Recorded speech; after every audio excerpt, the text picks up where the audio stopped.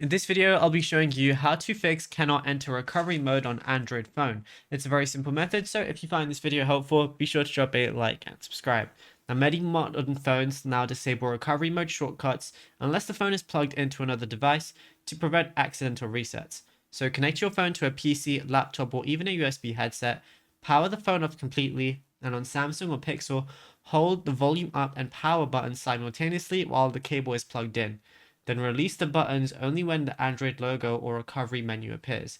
If your physical buttons are stuck or the timing is too difficult, you can force the phone into recovery using a computer. So on a PC, download the minimal ADB and fast boot tool, enable USB debugging on your phone, then connect the phone to the PC and open a command window, and then type in ADB reboot recovery, and the phone will skip the button combo and boot directly into the menu. Now, if you found this video helpful, be sure to drop a like and subscribe.